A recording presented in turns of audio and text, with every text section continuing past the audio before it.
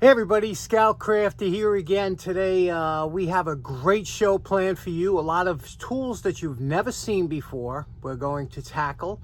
And they all come from a good friend of the show by the name of Ed Buckley. Quick backstory on Ed. Ed started off years ago. He wasn't crazy about school like me, and he wanted to work with his hands. So he studied air conditioning and heating, and he became a HVAC technician. Did that for about 13 years. Then after that, he got into being an electrician, went to school, got his electrician ticket, and then he became a master electrician, had his own business, and then went into pipe fitting. He's a jack of all trades, really is, and he could do anything with his hands. And now he's starting to thin out his collection of thousands of tools, and he thought that he sent a few that he thought that we would like to see here at the show, and I really do appreciate it, and I think you will too. Let's get started right away and see what Ed sent down. Now, for all of you that really enjoy tool cleanups, I hope you're going to enjoy this episode, because we have quite a different assortment to tackle here and some really interesting tools. So I'm going to pick each one of these, talk about it real quick, clean them up, and see what we can do and how many we get done in this amount of time we have. So let's get started. Okay, first off, I want to start off. This is kind of a special tool for me because it reminds me of probably the tool that saved me more times than any. This is my original vice grip 7WR that I bought when I was probably 15 years old. I remember it was an expensive tool, but it was an original Peterson vice grip, and it's one of the best tools I ever bought. This is the same exact one with a straight jaw. Now, this was Ed's father's, so this one here is kind of special, and what I want to do, I want to clean these. Clean up fantastic. They always do with just a wire brush. You don't go nuts with them. Don't take them to the sanding belt, because they have a coating on there, chrome or whatever. So you just wire brush them. There's some weld splatter on the jaws here we're going to address, and you can see here we'll just clean it up with the wire brush, oil it, lubricate it, and put it back in service. Let's do that.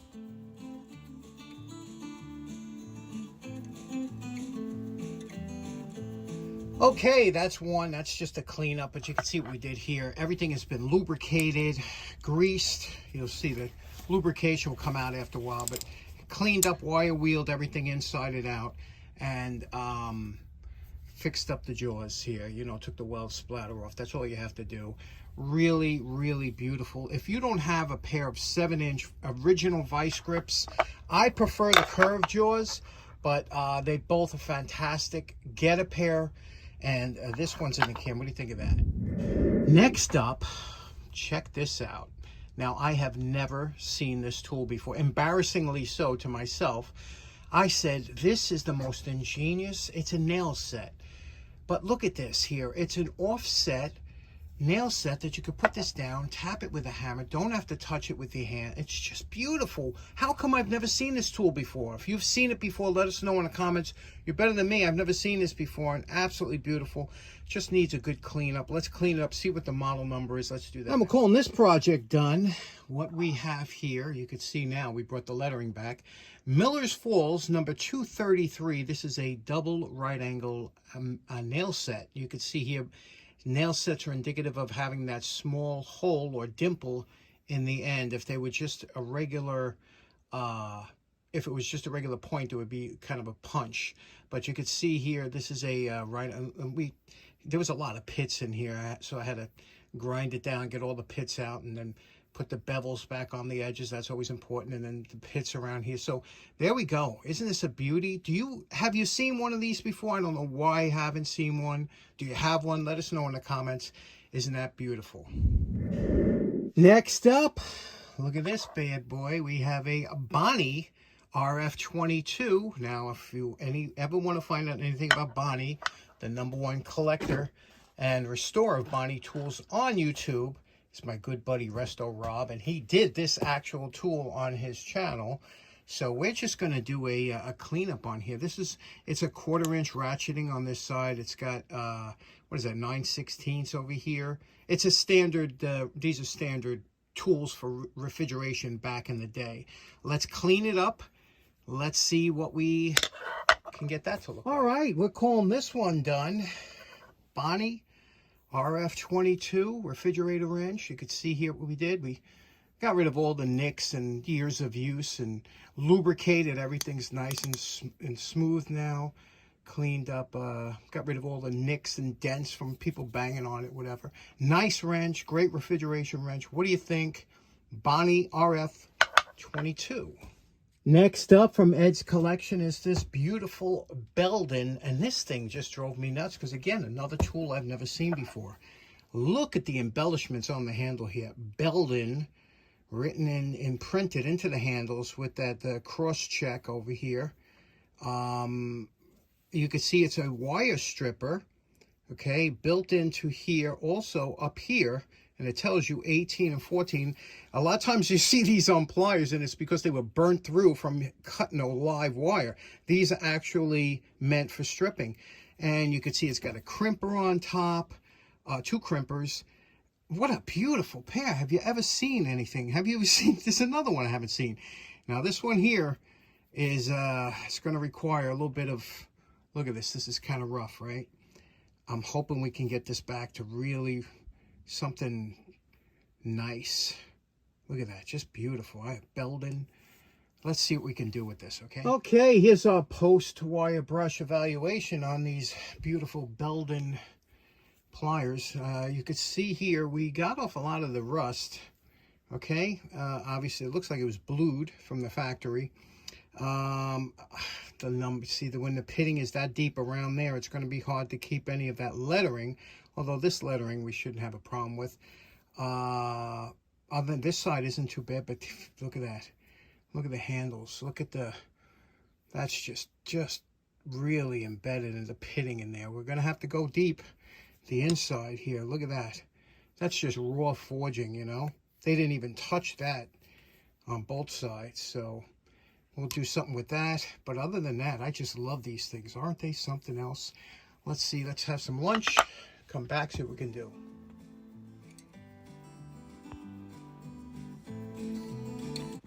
This is just the rough grind with the flap disc sander, and you can see what we did here inside and out. Now we're going to go with the belt sander and smooth everything out with the finer grit belts. Now, you know my favorite part. Remember what these Belden wire stripping pliers look like before we started. I'm going to call this project done. Oh, we got a lot of time into these, but let's take a look at what we did. Apparently, they're not as rare as I thought they were. I checked them out. There are a bunch on eBay and stuff, but I've never seen these before. Let's take a look at what we did here. And now, they were blued, but I think that the polish, especially with the embellishments here, I think it just looks really good, you know? And you can see here, I did a decent job on here. All the way across, took all the pits that I can, you know, you can keep going on this forever. And you could see here, the lettering over here, we lost, I told you we would because of all that deep pitting that was here. But over here, we kept it, except for a little on top. And did the inside of the handles. Now, that took forever because these things were horrible on the inside, but super smooth, tight. Just a really, really nice pair. What do you think of these? Belden electrician wire stripping pliers in the can. Okay, next up, you know, it's funny. One of the things Ed was telling me when he used to work in HVAC and stuff, he would, a lot of times would be in ceilings, things like that. And he says, I can't tell you how many times he would find and also lose tools up in the, you know, the rafters up there, you know, when you're sitting there behind the panels, the roof panels, and you put it together, and all of a sudden you forget where you put that tool, and you know, you go up to another job and you find one. So it happens all the time, apparently. This here, we're just going to do a cleanup on this one here because I believe this is kind of a craftsman style, but I didn't see a name on it. But with these here, these are actually very good to use. Because they do open up wide. A lot of times you need that. The jaws are in fantastic shape. So these are a good user pair. What I want to do, just want to clean these up, and then we'll do the handles with a tub of towels and see how that comes out. You can see here, you know, you have the rust that's in here. We'll get around there. The rust on top of here. rust inside. One thing that I can always say is that whenever you have a rivet that doesn't come out, it's 10 times harder to do the tool, you know, because you can't take it apart, but you have to really just get around there. So we'll get in all of that. Let's do that. And we're calling this one done. This was a pretty quick one. You can see what we did here. We got rid of all the chips, the pits, refinished the whole area over here. Everything is got all the rust out. Look how smooth this is now. This is the way you want it to operate, you know, and not a lot of slop in it either. So this is nice. I did the best I could with the handles. Somebody must have been handling some glue or something at one time, but there we go. That one is a great user tool. What do you think of that? Okay, I'm just taking a break real quick between doing Ed's tools, and I just want to point out, especially for those of you new to the channel or new to the hobby of restoring tools, that if you do one tool a week, by the end of the year, you'll have 52 tools to hang on your wall. It's a fantastic hobby. You can get in at any level.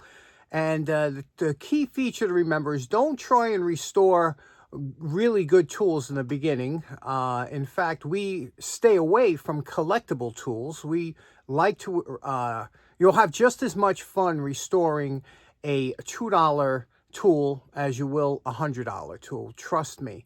But you don't want to mess up anything that's collectible. So enjoy yourself, get down the shop, have some fun, and take it to whatever level you want. So let's get back to doing a few more. Okay, next up, we have a tool here that I want to talk about. This is a what we call end nippers. And they come in different sizes, shapes, and channel lock makes a really good pair. And I have a couple pair of these. The problem is with this one here, this is an older one, very stout.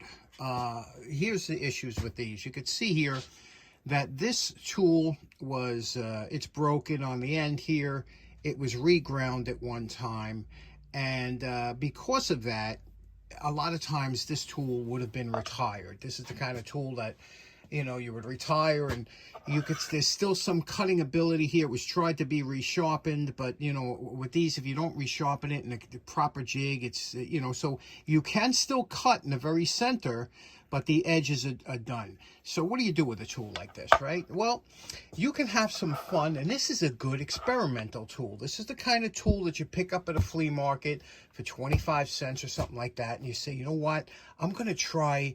You don't want to mess with a good tool that works great. So this is, you got nothing to lose with this. So what do you say we try and reprofile it, make a whole different kind of tool out of this, and see if we can get something that we could actually use. Okay, we're here for a post-wire brush evaluation. We cleaned everything off. Now we can take a good look at what we're dealing with. You could see here, it's got some looseness to it, and it looks like this rivet has been attempted to be peened over a few times to try and tighten this up. You know, we might as well drill that out because we can replace it with something else, with a bolt, a nut, whatever we want, but it'll be much easier to deal with cutting it. Now, if you notice, when you rock it from side to side, the jaws don't line up. Here we go.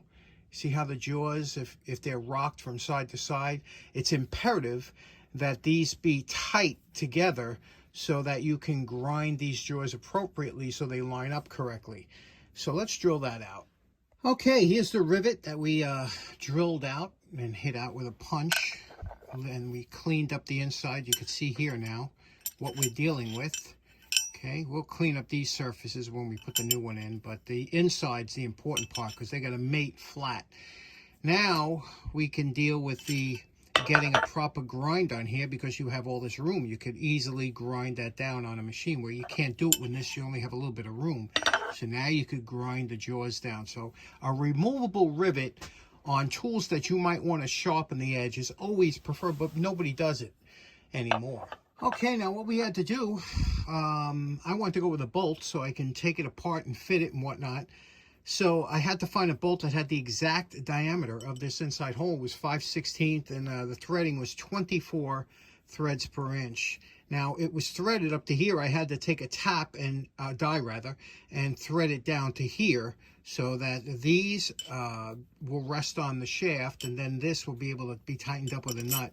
But you can see it's almost like a press fit. I actually have to press that into here, into both sides, so it's nice and tight. It will not wobble. Okay, here's our test fit. Now, obviously, this is going to be cut down and shaved down, but you can see it's no wobble. And now it works good and lines up. Now I can take them apart and do this grind. But the main thing is that we have to have a way to keep these together. You could use a rivet, but then once it's riveted, you'll never be able to take it apart. Okay, so this is what the jaws look like. This is what we're beginning with. So now what we got to do is grind them flat. You could see we ground both jaws completely flat, got rid of the damage. Now we have to put the bevel back on. And to do that, I'm using the belt sander with a half belt actually. And I'm just going across back very gently, not to heat up and over temper the edge, but we're going very gently back and forth until I could see no more light reflecting on the edge. And that's when I know I have my bevel right. Just keep checking it and going back and forth, and before long, you'll have it right on the money. Now, you know my favorite part. Remember what these end nippers look like before we started. And we're calling this project done. I have to tell you, I got a lot of hours in this, but this really tested and challenged me. Let's take a look at what we did, okay? Again, we opted for a bolt instead of a rivet so that I can always take it apart, resharpen it, and you can see what we did here. I prefer this. Obviously, a rivet is a permanent thing, but this one here can be taken out. I peened it over, but it could still be backed out, as you know, just like with pliers. Let's take a look at what we did with the handles. We, since it was apart, we did it upright, insides, something you probably didn't notice here. But because we had to cut off and straighten out some of that jaw, the bottom of the tips were touching. So I had to cut off a ½ inch of each one of these. But you can't really tell, obviously, because, you wouldn't tell if I didn't tell you, you wouldn't know. Look what we did here. Top, polished out, all lined up. Works beautiful, no rattle whatsoever. Tight, you can tighten it as much as you want. What you do with this is you tighten it down, you peen it over, and then you back it off a quarter turn, and that gives you the smoothness that you want. It's greased in there, in between the joint with lithium grease. What do you think of that? Isn't that just beautiful now? And of course, I had to trim a little bit of the edges off because it was, it was broken and chipped, but you wouldn't know it now. What do you say we test these out? Because what good are they if they don't cut? Now, my go-to test for cuts is usually a zip tie. A zip tie is a good indicator of what it cuts. And you could see here, it cuts it sharp as can be. Look how nice that's cutting it off here. And look over here, you could tell, very sharp cut. But the real test is stranded wire. That'll always show, because what happens if you try and cut a piece of stranded wire and you have some strands laying over, look at this. Can you see that? That's just, this is the cat's pajamas now.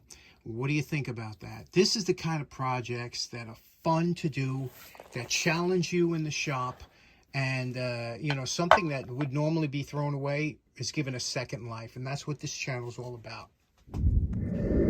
Okay, the last two tools that Ed sent, or the last two that I did them in order, were real challenge tools. And this here, you could see, is a Stanley Steelmaster. We've done this before on the channel.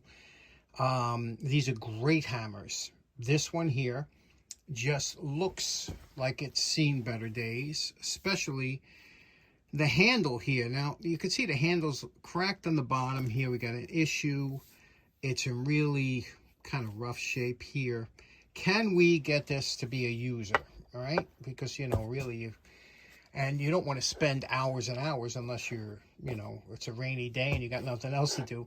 What do you say we give this a shot and see what we can do with this? Okay, we got about 20 minutes in, and what we did was we used a copper scouring pad, the ones you get at the dollar store, And that has a scraping kind of action on here. Took off the paint. This handle's, you know, pretty bad, but we're going to fix it best we can. We took this to the wire brush, got the basic rust off, same with the head. And you can see what we did here. I didn't go crazy with the head because we're just going to hit it with the flap sander. But you could see the remnants of Stanley, I think it was 16 ounce. You can see the obligatory taps for when you're tapping on the side of the hammer, which everything has. But let's keep going. Okay, after flap sanding and belt sanding, then fiber wheel and polishing, we're at this point here. You can see it looks really good. Now what we're going to do is we're going to address the handle, bottom of the handle that was flapping off. And I mixed up a batch of JB Weld, and I'm going to press that into the crack. And then once it's filled with JB Weld, I'll tape it and let it sit overnight. And that should seal it more stronger than the actual rubber. Now, you know my favorite part. Remember what the hammer looked like before we started. And we're calling this project done. This was a nice little cleanup, wasn't it? Let's take a look at what we did here. Handle came out good. Here's where we fixed it over here. You could see it's all sealed. That's solid. That ain't coming apart. The handle came out okay. Cleaned up the shaft here. Polished it out. Same with the top here.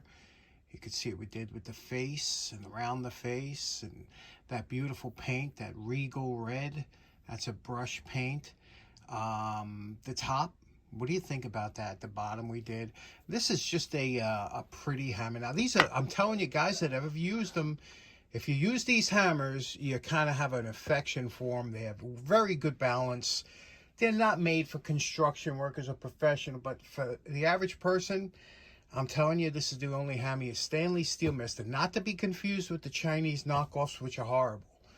What do you think about that? Okay, last up. Boy, this has been a marathon of a week, hasn't it, to get these things done? Last up, we have this. This is actually a nice pipe wrench, although pipe wrenches are, they're tough. And I'll tell you why they're tough, okay? A long story, my dad was a collector of pipe wrenches, never used them, but he just would always buy them when he saw them for 50 cents or $1 at a tag sale or a flea market. So this one is actually a very nice one because it's got a lot of features here. Like, for example, that little step around, you know, and the indented 14, and it's just a nice wrench. Now, looking here, it's, you know, it's dirty, but it's not beat up. It's, you don't see too many, a lot of times they used to use these as hammers, and these would get all impaled, especially here. Not so much with this one. It's dirty. One thing I found with these wrenches, there's only one way to do them correctly, and the way is you got to take them apart. And to take them apart, you have to drill out that rivet, another peen down rivet. I don't know who's been... A lot of these have these peen down ugly. We're going to have to remove that to take it apart to do the job correctly. And there's 2 springs in here, which I like. Some have leaf springs. These have 2 coil springs, one on each side, which seem to give a nice action to it. You know, it's a well-made wrench. So what do you say we take it apart and see what we can do with this one, our last project from Ed's Box of Goodies. Okay, everything's apart. We drilled out the rivet, wiped it down with a tub of towels wipe just to get some of the grease off so it don't clog up the wire brush, but it still looks bad, doesn't it? Let's get over to the wire brush. That'll clean it up a little. Here we go, our post-wire brush evaluation. Interestingly, I still don't see a name on it. Even here, the little ring, you know, there's printing on there. It says 14, but no name, and it is high quality. This stuff isn't junk, but no name. A lot of times it's here. It's made in the USA. I have a feeling maybe Rigid or something might have made these for other companies, whatever. You could see here, this is where the damage, when you take off the patina, you start to see the damage around here and around the top there, and you know, your kind of hands are tied a little bit. You can't take too much off of this. Even though there's pitting, you have to always be very leery of taking too much because you'll have too much slop introduced into the wrench. But other than that, let's keep going. We're moving along nicely. Everything's looking really good. Now we have to make the pin that we removed and drilled out. And to do that, I'm going to use a grade 5 bolt. Not that there's a lot of pressure on here because it's mostly shear force, but I have this as 5/16. So we're going to cut it down. We're going to have to reduce the end a little bit and make up a nut. So let's get to that right now. Okay, you know my favorite part. Remember what Ed's pipe wrench looked like before we started? And we're calling this project done. You know, pipe wrenches are kind of a pain to do, but they're just such a beautiful tool. And let's take a look at what we did here. This one, I was really happy with the way it came out. First of all, this was painted at one time, but I think that this looks perfect with just the original forging marks or casting color. It really offsets it nice. You see we polished around the edges. And again, this is all original. Did a nice job here taking this down without taking off too much. A little Scout Crafter red. That's the only color on this wrench in here. And that was baked on. Look how smooth this wrench operates now. It's just beautifully smooth, buttery smooth on here. Did the top, everything around the top here. All nicely done. No marks, no pits, no dings, no dents. I did that rivet over. Did a square top on this one. Thought that was a little different, a little interesting, right? What do you think? How do you like this now? Look at the back here. This was chowed up, but look at that. Isn't that just a beautiful, beautiful wrench? Whether it be a wall hanger or a user, it is just absolutely gorgeous. What do you think? This one's in the can. Okay, so in closing, that's been a truly productive week for me. I haven't had a chance to do the things I need to do outside because the weather's been so bad. So I took advantage with Ed's send-in, and we were able to do 8 tools in 7 days. So it came out really good. What was your favorite? Let us know in the comments. Also, please, if you have any idea of sending any tools or anything to me, please don't. Right now I have too many things I have to get to. I have a few boxes to get to of tools that were sent in that I have to finish. So I do appreciate it very much. But special thanks to Ed. We've been talking a lot about Ed's old Petro days when my dad used to work, and Ed, you know, being involved in that business. So it's, again, special thanks to him for sending that in. I hope you enjoyed today's show. We will see you again next week. Take care. Have a nice week. Bye-bye.